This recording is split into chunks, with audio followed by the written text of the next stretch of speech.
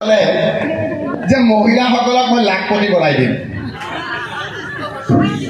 আমাৰো মহিলা চব কথা বাদ দি উৰণিৰে মুখখন ঢাকি ফৰ্ম আনিবলৈ গৈছিল নে নাই? আপোনালোকে একদিনত ফৰ্ম দিব একদম গৈছিল নহয়?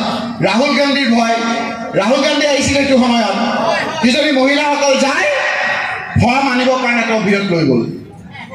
আমি বঙাইগাঁৱত যাওঁতে হাজাৰ হাজাৰ মহিলা ফৰ্ম আনিব গৈছে, ৰাহুল গান্ধীৰ গাড়ী দেখি এনেকুৱা দৌৰিছে, চবে চেলফি উঠাইছে, কৈছে আমি ফৰ্মখন লৈছো, তেওঁ ভোট দি দিওঁ আপোনাৰ লগতে থাকিম। ঠিক আছে, মই অকণমান যুক্তিপূৰ্ণ কথাৰে কওঁ। লাখপতি ফৰ্মখন আনিলে, আপোনালোকে ফৰ্মটো আনিছে, ফৰ্মখন খুলি চাইছে, ফৰ্মখন মোৰ তাত আছে, দেখাম নেকি? যিবিলাক কথা লিখিছে ফৰ্ম ফিল আপ কৰি দিওঁতে হিমন্ত বিশ্বৰ 5 বছৰ ছাবমিট কৰিব নোৱাৰিব আপোনালোকে। এতিয়া কৈছে যে দুটা ল'ৰাতকৈ বেছি হ'লে, ল'ৰা ছোৱালী হ'লে লাখপতি নাপায়, হয়নে নহয়? আগতে কিয় নকলা? আগতে ক'লেতো সেই মানুহখিনি নগ'লেহেঁতেন গৰমত। DC SP হ'বৰ কাৰণে UPSC ACS পৰীক্ষা দিবৰ কাৰণেও এদিনত ফৰ্ম নিদিয়ে, অনলাইনতে পায় বা কাছাৰীৰ সন্মুখতে পায়।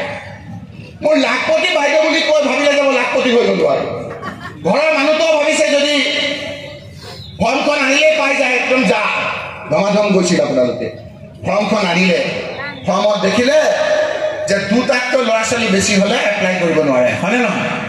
মোৰ প্ৰশ্ন হ'ল এই মহিলাসকলক তুমি কষ্ট দিলা, ঠগালা, তুমি জোকালা, লাখপতি বাইদেউ বুলি ক'লা, আৰু এতিয়া ক'লা দুটাতকৈ ল'ৰা ছোৱালী বেছি হ'লে তুমি নিদিয়া। তুমি ঘৰৰ কেই নম্বৰ ল'ৰা? তুমি ঘৰৰ 4 নম্বৰ ল'ৰা। তুমি ঘৰৰ 4 নম্বৰ ল'ৰা মুখ্যমন্ত্ৰী হ'ব পাৰা। তুমি ঘৰৰ 4 নম্বৰ ল'ৰা মুখ্যমন্ত্ৰী হ'ব পাৰা। মোৰ এই মহিলাসকলৰ দুটা ল'ৰা ছোৱালী তুমি নিদিয়া। যদি আদৰ্শ দেখুৱা মুখ্যমন্ত্ৰী এৰি দিয়া তুমি, হয় নহয়? চিধা চিধি কথা।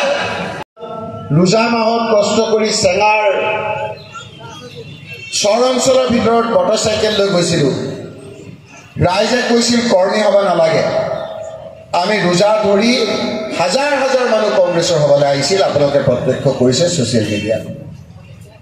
মানকাছাৰলৈ গৈছিলোঁ, তাতো হাজাৰ হাজাৰ মানুহ ৰোজা ধৰি আহিছিল। ধুবুৰীৰ বিভিন্ন ঠাইত গৈছিলোঁ, তাতো হাজাৰ হাজাৰ মানুহ আহিছে। কেইদিনমানৰ আগত মন্দিৰত সৰু এখন সভা কৰিছিলোঁ, আমাক মানুহে ক'লে যে আপোনালোকে ডাঙৰ সভা কৰক, তাতো বহুত মানুহ। সিজনগ্ৰামত গৈছোঁ মানুহ।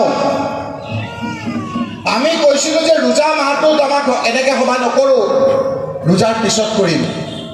কিন্তু মানুহে কৈছে এই সময়খিনি আমাৰ অতি গুৰুত্বপূৰ্ণ। মানুহে বুজি পাইছে, কাৰণ এই ৰোজা মাহ বুলি আমি যদি কংগ্ৰেছৰ সভালৈ নাযাওঁ, আমি যদি এই প্ৰতিবাদ নকৰোঁ, হিমন্ত বিশ্ব শৰ্মা শক্তিশালী হ'ব। কেৱল হিমন্ত বিশ্ব শৰ্মাক ক্ষমতাৰ পৰা আঁতৰাবৰ কাৰণেই ৰোজা ৰমজানৰ দিনত ৰোজা ৰাখি হাজাৰ হাজাৰ মানুহ ৰাজপথলৈ ওলাই আহিছে, আমাৰ সভালৈ আহিছে। প্ৰশ্ন হ'ল যে কিয় মুখ্যমন্ত্ৰী ডাঙৰীয়াক মানুহে ইমান বেয়া পাইছে? সেইকাৰণে মই আপোনালোকক আৱেগিক কৰি দীঘলীয়া বক্তৃতা নিদিওঁ। মই আপোনালোকক এখন ছবি দাঙি ধৰিম।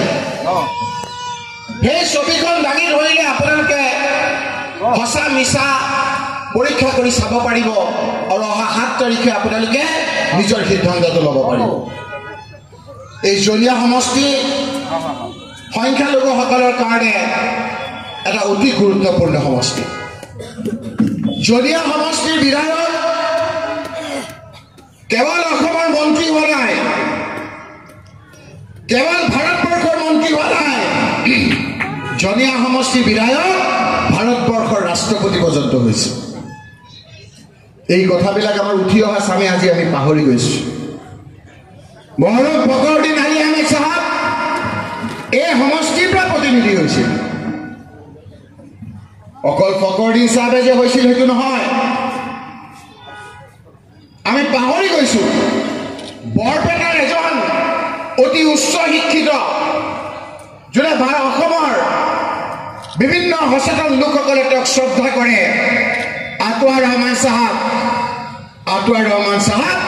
এই সমষ্টিৰ প্ৰতিনিধি আছিল ইয়াৰ সমষ্টিৰ পৰা গৈ কেৱল মন্ত্ৰী হোৱা নাই বিধানসভাৰ উপাধ্যক্ষ পদত কেতিয়াবা অধ্যক্ষ পদতো অধিষ্ঠিত হৈছে তেখেত সাহিত্যৰ বিভিন্ন কিতাপ ৰচনা কৰিছিল তেখেতৰ ইতিহাস আমি বহুতে জানো তেখেতৰ সান্নিধ্য মই লাভ কৰিছিলোঁ অকল তেওঁই নহয়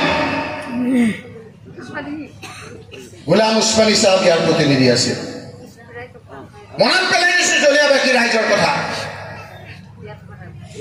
সেইকাৰণে মই আজি আপোনালোকক ক'বলৈ আহিছোঁ যে আপোনালোকৰ সিদ্ধান্ত সমগ্ৰ অসমৰ জাতি ধৰ্ম বৰ্ণ ভাষা নিৰ্বিশেষে সকলো শ্ৰেণীৰ ৰাইজৰ সিদ্ধান্তৰ লগত মিল আছে